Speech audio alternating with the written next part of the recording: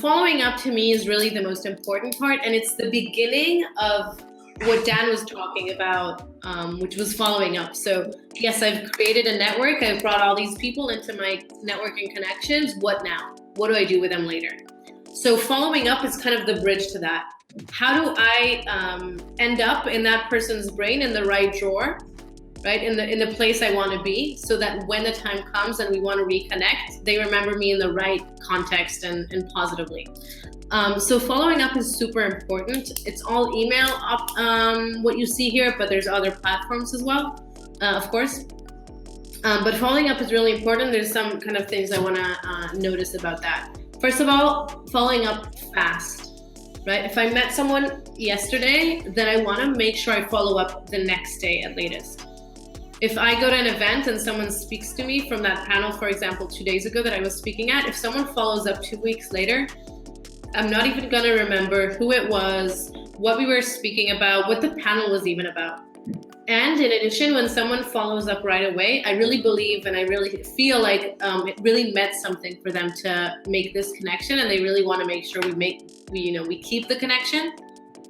And it shows respect. It shows like this was important enough for me to start the day with it. So the people you want to make sure stay in your network, make sure you send them a fast follow-up.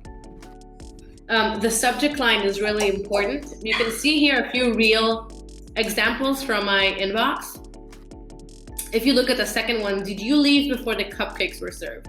Right? So instead of writing follow-up as my subject line, this is something that is different in an investor's mailbox. So I was in this pitch event for startups, and again, there were many startups there, and I wanted to make sure I stand out. So when I followed up with this investor, I said, did you before the cupcakes were served? Now I don't think there were even cupcakes at the event, but I definitely know that the investor went early, so he doesn't know that there weren't any cupcakes either. And there were no cupcakes in the email itself. So I didn't mention cupcakes after this subject, but it definitely made him open the email. Here it doesn't show, but he did open the email, and his secretary called me to set an appointment, and we ended up meeting. But this is a little different, and it's gonna make him, again, think of me more positively. Next time over hummus, so I can assume that when I was speaking to Peter and Benjamin here in the third example, we were speaking about hummus. And then I saw that I had their business card, and I probably wrote hummus on it so that I remember we talked about it. And then I used it when I wrote the subject line. Another email from Jennifer. For Jennifer, it's your time to shine. Giving someone a compliment is a really great way to kind of, again, make them think positively of you. Everyone likes compliments. So I write, Jennifer, it's your time to shine. That's an email that Jennifer is going to open. Best elevator pitch ever. This is actually when I met Merav, and I actually met her in an elevator and told her about Jolt in the elevator. So as relevant, as in context, as specific as I can be in the subject line, and funny, ideally, and being specific. So if you see the first example here with Susan, can I pick your brain for 15 minutes? Susan is, she's chief editor for Huffington Post. Chief editor is the way to say it. I don't know. She's really high up there, and she definitely doesn't have time for me. But somehow I got to meet her in an event again, and I knew that she gets so many emails every day. So I said, I'm just gonna say what I have to say in the subject line. Can I pick your brain for 15 minutes? And then in the email I said, I'm doing this and this.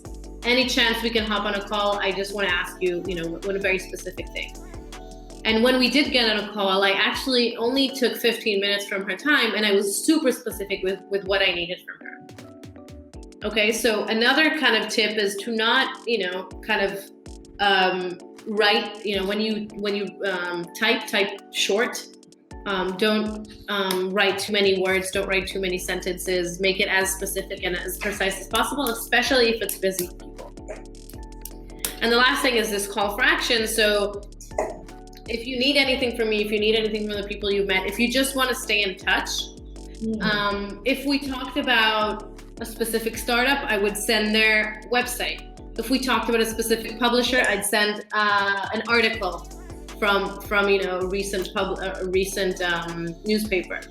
If we talk about a funny YouTube, I met this person in New York who does podcasts for companies. They produce podcasts, and I didn't have anything I needed or wanted to say at the point after we followed up, but we did talk about yoga when we were chatting, that we both do yoga, which is like not very rare, right? Everyone does it.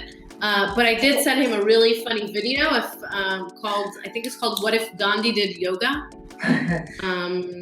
It's really, really funny. You guys should watch it. It's like Gandhi coming into a yoga class in like California, and everyone's super preppy and they wear all these like fancy Lululemons and stuff, and he comes in like the traditional Indian.